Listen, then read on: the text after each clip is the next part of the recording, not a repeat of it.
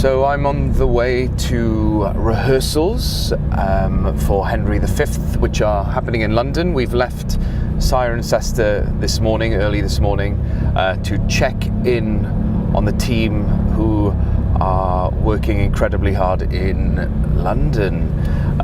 We're already stuck in traffic on the way into London. Nothing changes there. And actually, to be honest, the traffic was probably worse in Cirencester. It's only 3 weeks, I think, until Henry V opens at the Barn Theatre, and this is the first time that we've ever put on a Shakespeare.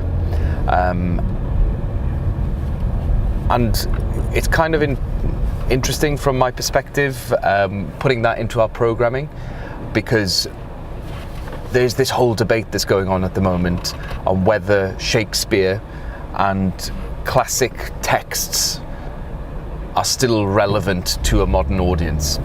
And that's kind of the journey that I want to go on in the next couple of weeks, talking to really interesting people who know a lot or don't know a lot about Shakespeare.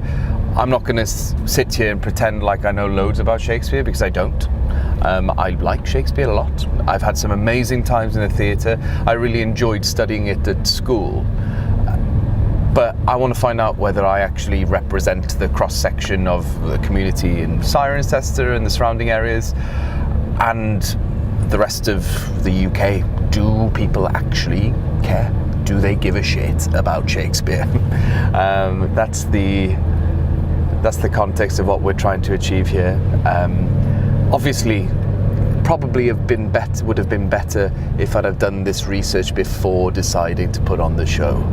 But better late than never, and we'll see how it goes. This is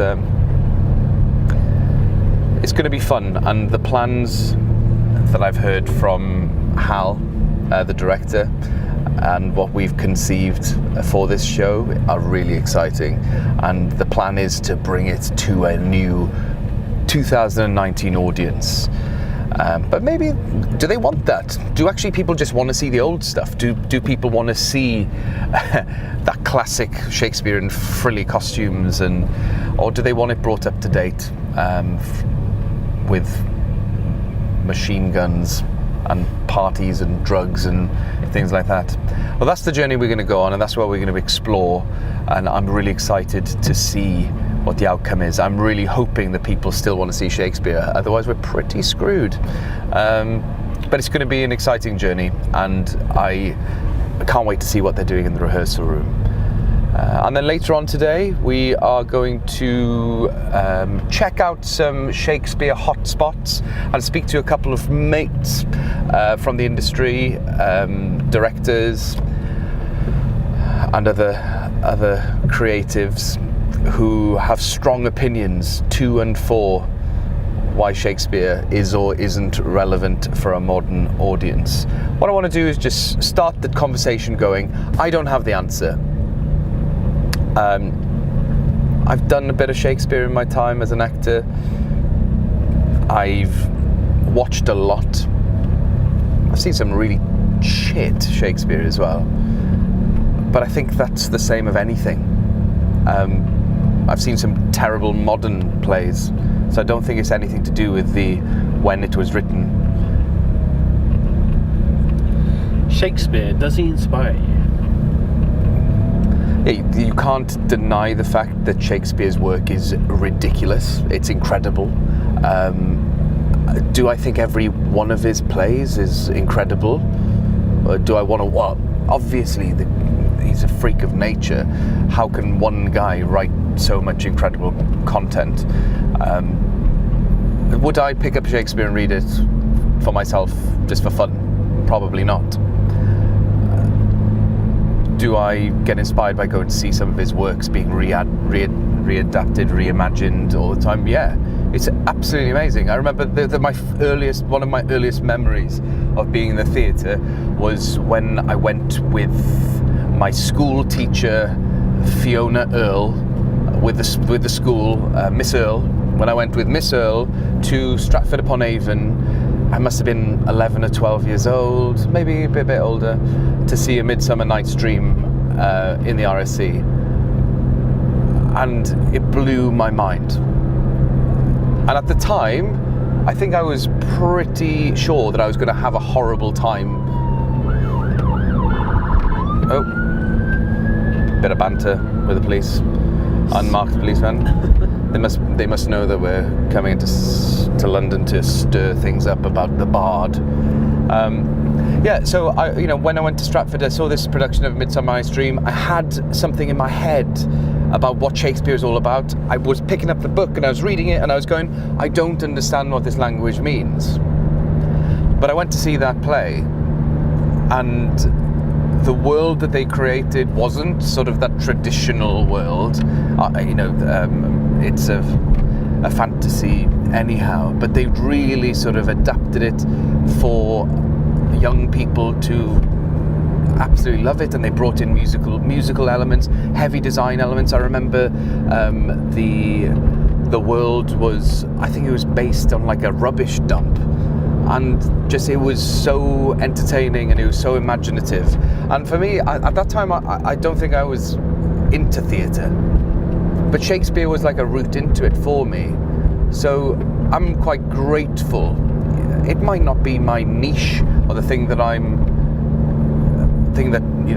ended up doing or known for, but I'm incredibly grateful because it certainly paved the way for me to get into theatre. And I wouldn't have done that. I personally don't think I'd have ever ended up in theatre for my profession if it wasn't for Shakespeare. So that's quite a bold statement. Do you know any Shakespeare quotes, and what's your favourite? This is the thing I'm probably worst at. I think I am pretty terrible at quoting anything, and that's maybe why I found Shakespeare a bit difficult.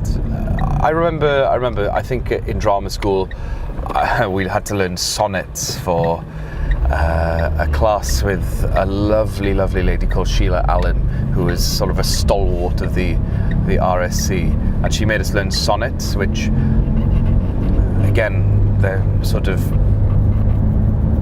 mini little stories within themselves. And I remember the first couple of lines of one. I'll try to remember. Weary with toil, I haste me to my bed, the dear repose for limbs with travel tired. Something like that. But to be honest, no, I'm so terrible. I obviously know the iconic lines from Henry, having read that quite a lot at the moment. Once more into the breach, dear friends, once more. And I really enjoyed watching Antony and Cleopatra. Not Antony and Cleopatra, Julius Caesar at the RSC last year, and you've got some epic lines like from that I can remember, but I'll misquote so terribly that I'm not even going to try and bother now. There's the classic Romeo and Juliet lines that, again, I know, but would they be word perfect for me to embarrass myself on camera? I think I'm just going to leave the pros that I'm going to be speaking to quote him. What's your goal? My goal is to sort of find out find the answer to the question, really, which is Shakespeare relevant in today's day and age? And we know we're only going to scratch the surface with it, but I think I can, I want to speak to the people who are performing Shakespeare, the people who want to put on Shakespeare. I want to speak to the people who would be the audience. Is there a hint of sort of snobbery and elitism in theatre that we are almost forcing people to like Shakespeare because, yes, he's Britain's greatest ever playwright? There's no doubting that. He's got that. He's got a whole town dedicated to him. He's got theatres that are based around him. But do people actually want it? And that's kind of my job as artistic director for my community anyway, to give the people what they want. Well, they're getting it whether they like it or not with Henry V. But going forward, it'd be good to find out where we're at. But yeah, that is the goal. So why did you want to do this? Henry V or to do the vlog? Henry V. Funnily enough, Henry V was the first Shakespeare that I studied in depth. I had a teacher called Miss Smith at school who, she was a bit bonkers herself, but she taught it so well that I really engaged with it. And I remember loving sort of the inspiring big speeches, and I remember watching the Kenneth Branagh film of Henry V and thinking he was a bit of a legend. And I kind of love the story of the coming of age from Hal to King Henry, and finding that quite inspiring. I genuinely think it's my favourite Shakespeare, or one of my favourite Shakespeares. It's not sort of most people's favourite Shakespeares, but I guess it's the one that I relate to the most, and I've got really fond memories of it. And I feel like right now, in this day and age, it's so relevant. It has been known to do really well during the times of war.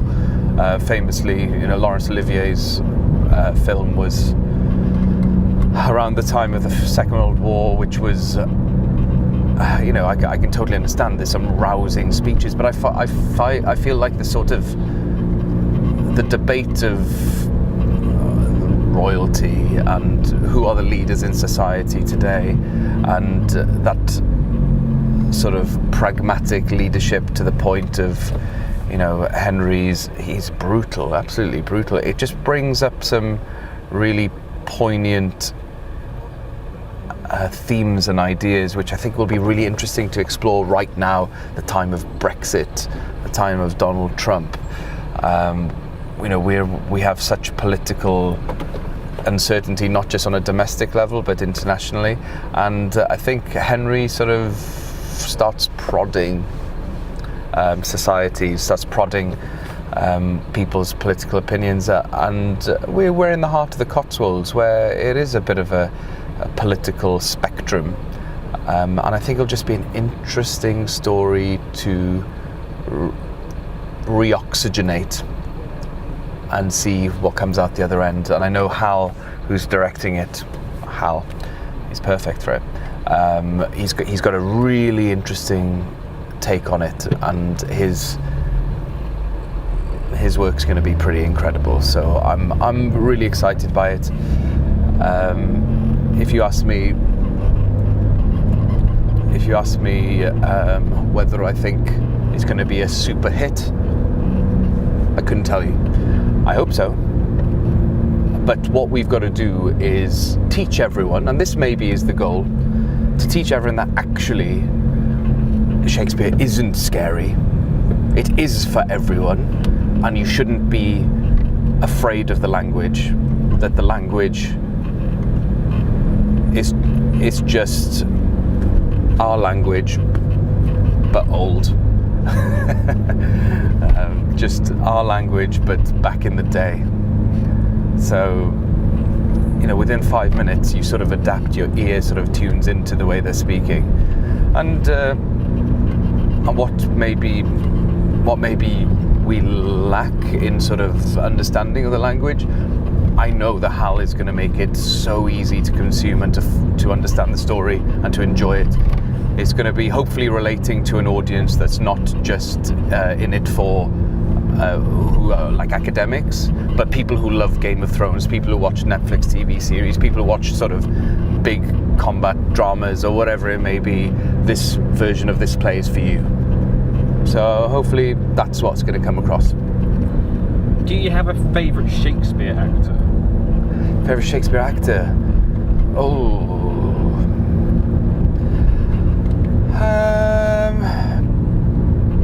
Favourite Shakespeare actor? Well, I guess, like, especially when it comes to Henry, the two versions that I know intimately are Kenneth Branagh and Laurence Olivier. So I can't really sort of go against those two. that's kind of an obvious choice, but I'm not going to lie and pretend I know this really quirky actor who has done one Shakespeare somewhere back in the day. Kenneth Branagh, he's a ledge. Anyone in particular you want to talk to about this? I want to talk to Ian McKellen. I want to talk to Sir Patrick Stewart, because they love this stuff, and I want to know why. And I know or Judi Dench. I want to speak to Judi Dench. I just find from a personal side, I'm really intrigued to see how they came from where they came from, and how Shakespeare was that route. It basically was their route into becoming the superstars that they are today. And what was the fascination with Shakespeare, and what it means to them, and what gift it gives them as actors to do their work to the best of their ability, and why they think that Shakespeare has just stood the test of time. Not just in this country, there are Shakespeare festivals all over the world. And I don't think we appreciate that in the UK. It's like how massive. I think school kids just think it's a burden on them to go and study Shakespeare because they have to. And I think it's a shame that they're made to read it. They should just be sent to the theatre to watch it. Or watch some of the old, I'm sure Judi Dench and Ian McKellen and Sir Patrick Stewart, or Dame Judi Dench, Sir Ian McKellen and Sir Patrick Stewart, they're on DVDs and stuff. Watching those guys, they'll definitely fall in love with Shakespeare. Yeah. What do you think Shakespeare would think about Brexit? I think he'd probably have a lot to say about it, to be honest. As we've sort of see in a lot of his histories, he tackles what's going on in the world head on. So if he was around in this day and age, I'm sure he would have been writing a play about it.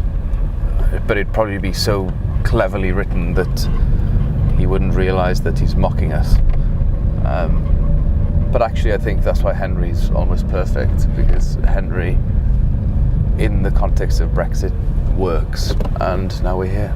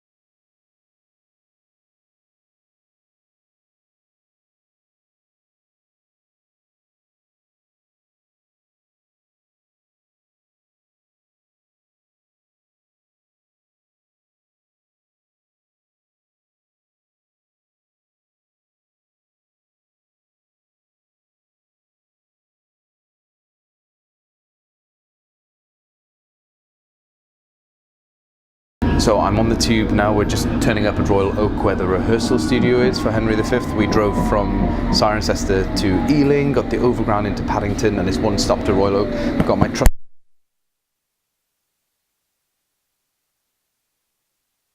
So what we're going to try and achieve over the next couple of weeks in this exploration, these series of videos, is trying to demystify the myth that Shakespeare's scary. I don't think Shakespeare's scary. I did, I'm not going to lie to you. I found it really difficult when I was in school, but I persevered with it, and I ended up absolutely loving it. Am I an expert? No, I'm not an expert. But I love it so much so that I'm putting my own reputation on the line as an artistic director to program it for an audience that's probably not well versed in Shakespeare. They've never had a theatre in the area that does Shakespeare. That's a lie, there's the Royal Shakespeare Company just up the road. But Cirencester's never had a lot of Shakespeare. But what we're going to find out is whether people really want it, and that's what we want to find out. Is it still relevant for young people?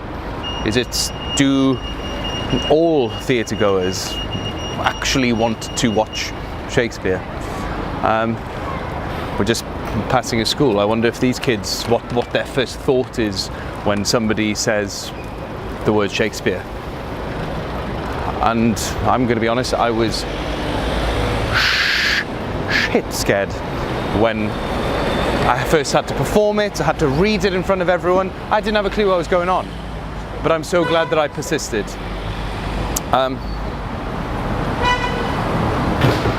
Right, we're coming up, just up the road here is the rehearsal rooms. And we're going to check in.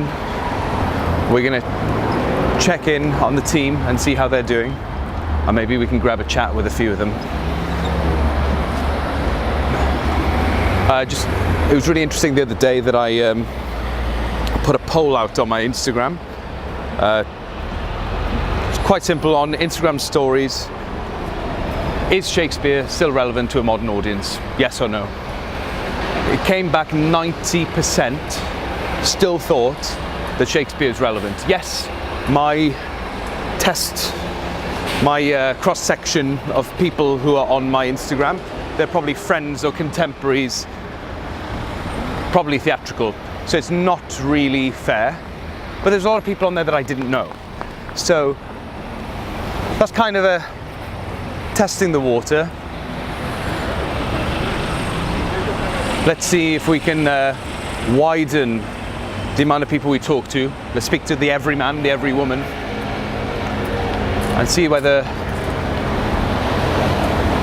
there's still an appetite for the bard.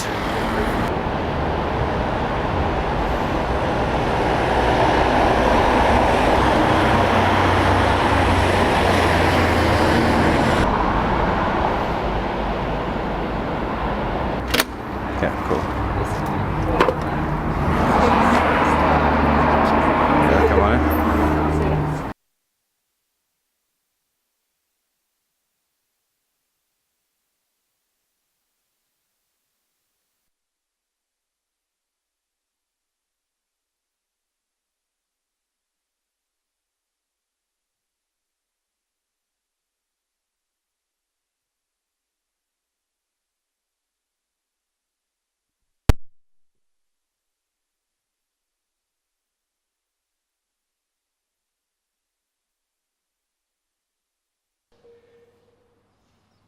Rodolph, be blithe. Nym, rouse thy vaunting veins. Boy, bristle thy courage up. Full staff, he is dead. No.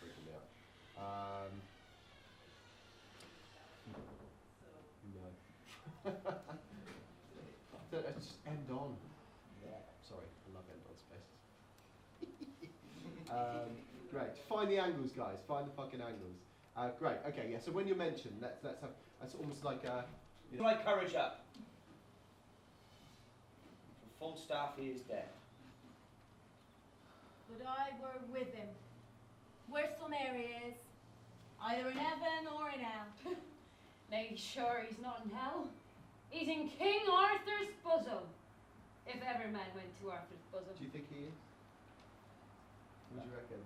No, he's in No. hell. So is that a bit of a joke then, or? I think he is. I think Yeah. he is. Yeah. Great. Yeah. Great. And when that step up.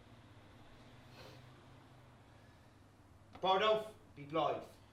Nym, rouse thy vaunting veins. Boy, bristle thy courage up. For full staff, he is dead. Would I were with him, wheresoe'er he is, either in heaven or in hell. Nay, sure, he's not in hell. He's in King Arthur's bosom. If ever man went to Arthur's bosom. He went away and made a finer end than had been any Christian child. He parted just between 12 and 1 at the turning of the tide. For after I saw him fumble with the sheets. Yeah, good. Sorry to interrupt you there, Flo. Lovely. Can you come around to here, then everybody else, then can we form an image around Nell? So she is the cover. So yeah, you might be able to perch here. Great, yeah. Just coming in, yeah. I mean, it is kind of thing, like you all bring your energy towards her as she tells the final moments of his life. Yeah. Well, Pistol, where are you going? Can you show me an image, Pistol? What do you think? Don't think I'd kneel. It's a bit strange to kneel in a hospital. No, I was thinking more that he's just kind of resting on him. But yeah, that's nice.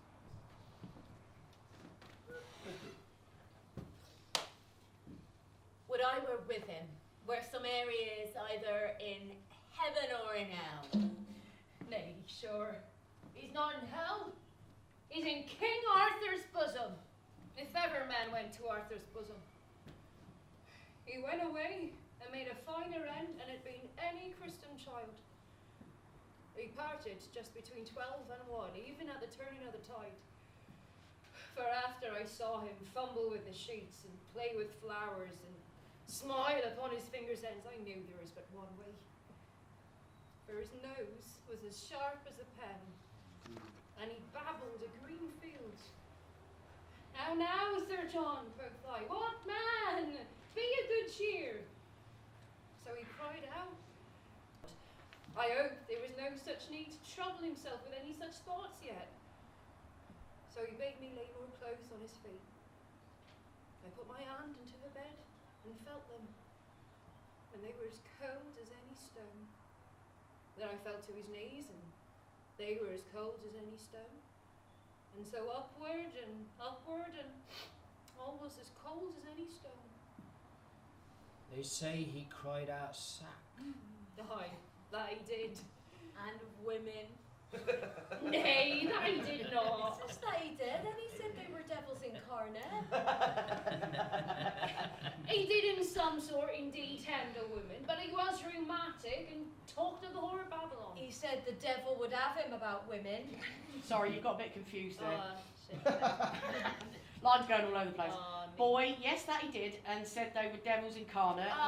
Yes. I could never abide carnation, 'twas a colour he never liked. I apologise. Good, It's that's all right. fine. No, good, lovely. Yeah. Really take your time. I mean, it's. I think. Really, yeah. Right. They say he cried out for sack. Is that a full staff? Very nuss of him, is it? Is he one of those people that always went, I'm never drinking ever again? Yeah. And then- Report. Yeah. Yeah. Right. And then boy here, this is your like master, so you're now left with his bloke. So I quite like the way you place yourself there, as a kind of like isolating yourself. But I wonder if Nell, part of your job in this scene is to bring the boy back on side, because you kind of butt in here. I feel like the boy's extra gutted because it's like what? He's bankrolling all of you. All sorts of stuff. I mean, if we think of this, he's Sir John.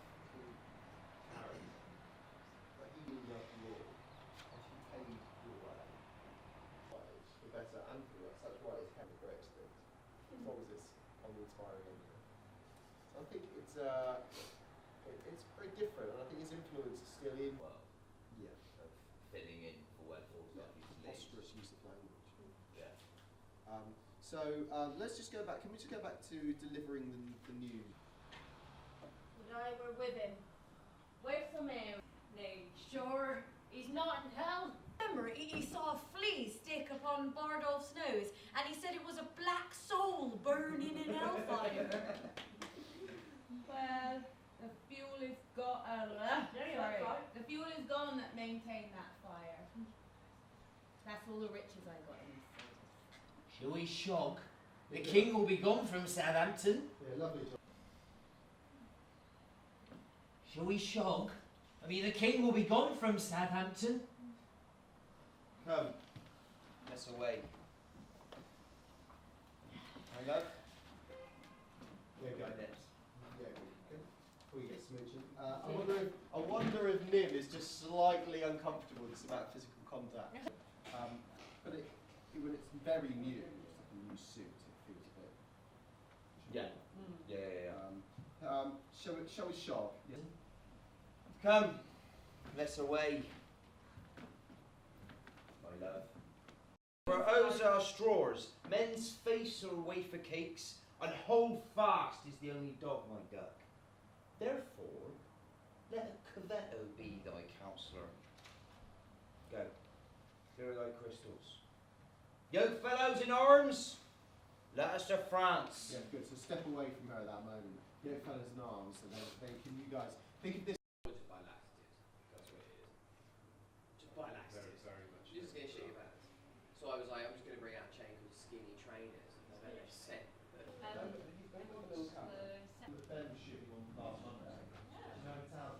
know he's editing. Depending on where we are. Not part of this conversation. You in all day? No, I've got to get to people about the relevance of Shakespeare now. I'm going to just do Shakespeare. I bloody love it, and I don't know why. I'm just kind of just have a nice background. Did you see that? So, which I think is it's amazingly well situated for what we're trying to achieve here, and especially with this production and how we're succeeding in making it topical. I don't think we really need to have to try very hard. The histories sort of have this amazing ability to just reflect what's happening in the world at any time. So I was going to ask you guys to have a think about it, not while you're working in here, but outside of here, of any ideas or any angles we could come at. We're going to be doing little bits of podcasting at lunchtime today. If anyone wanted to sort of have a chat with me, I'm going to set up probably in that room or out in the kitchen and just have 2 or 3 minutes with each person. Just if you are particularly passionate for or against Shakespeare, it would be amazing if you're in this and against Shakespeare. And whether you think the school system is writing talking about it, it really got people going on social media when this very she was just a graduate who said that she got her 2 degrees in English literature despite of Shakespeare. So it might be worth having a look at that interview, seeing if it flares anything up. And I'm coming in from the angle of I'm not a Shakespeare expert at all. I trained in musical theatre. I'm actually almost blissfully ignorant of what 90% is what's said, but I know that I love it. One of my fondest memories in the theatre was going as a 13-year-old to the RSC seeing a production of Midsummer Night's Dream. It kind of got me into theatre, so I'm very grateful for it, but I'm not claiming to be an expert. So it comes from that level, so nobody needs to sort of quote sonnets. Although I tried in the car, it didn't work. So that's and if you've got people that Aaron and I were talking about, oh, you should interview this guy, send them my way, I'll reach out to them. If they say yes, great. If they don't, then that's cool as well. You take stuff on sort of over the phone then? Yeah, so we can do it on Skype, we can do it over the phone. I've got the podcast system's amazing, so you can sort of dial in straight into it and it'll record it, sort of amazing. We just kind of want to keep this conversation going. So you might, in the science session as well. So these aren't long, drawn-out interviews. These can just be 2-minute snapshots of exactly that. We'll cut them together to make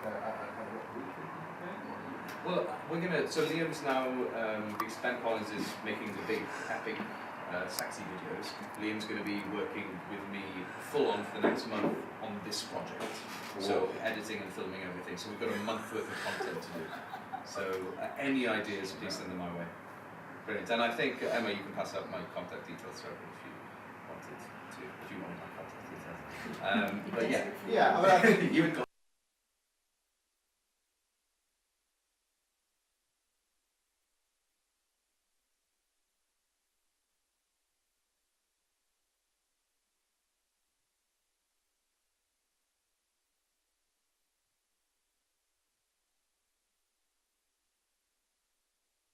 We are on the south bank of the Thames, just outside a place that is hugely into Shakespeare, Shakespeare's Globe Theatre. And you only have to take a look around of the thousands of school children and tourists who have come to the Globe, and they all want a bit of Shakespeare. It's absolutely incredible to see. I can't believe it's like reams and reams of school children everywhere, tourists, visitors, Londoners, theatre goers who come here because they think this is absolutely vital to culture of the UK to theatre. And the proof's in the pudding, really. There's a thirst, there's a hunger for it, and that's why they're here. So as you can see, I've got my podcast studio on my back. I've come to London today, and I wanted to go and speak to some people, just theatrical people, normal people, directors, creatives, actors, and see whether they still think Shakespeare is relevant. And the one thing I want to know as well is, yes, there's loads of school children here. Are they here because they're forced to be here?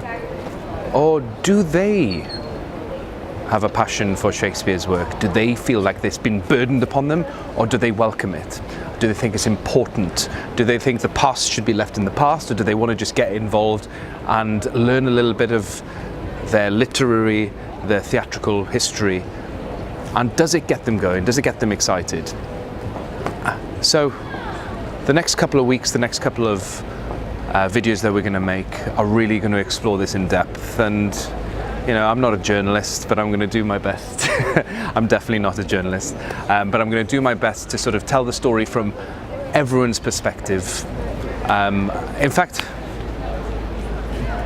I want to ask you now, if you want to get involved, if you want to talk to me about Shakespeare, about his work, about Henry V, then please get in touch. There'll be a contact email below, or just message the Barn Theatre, and I'll come and find you and we'll chat. It's been, I think, so why we're sort of doing this exploration is because the Barn Theatre is about to put on its first Shakespeare play. We've never done it before. It's a big one. We've wanted to totally reimagine one of Shakespeare's classic histories, Henry V, and make it relevant to today, make it relevant to our audiences. This place is quite a traditional place. It is known for doing its Shakespeare's in a traditional manner. I don't think until the tenure of the last artistic director, it didn't use electricity, didn't let me go back on that. Is it all still connected, all coming through?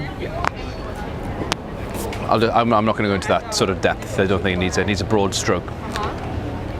So, the mission is to find out whether Shakespeare is still relevant to today's modern audiences. I think I know what the answer is, but maybe I'm not representative of everyone out there. So we're going to go on a journey, we're going to meet a load of people, and we're going to find out from the people themselves, from the audiences, from the people who work in it, from the actors, and find out whether I've made the right decision in putting on a Shakespeare at the Barn Theatre. Hello, my name's Iwan Lewis, and I'm the artistic director of the Barn Theatre in Cirencester. And today, we're in London.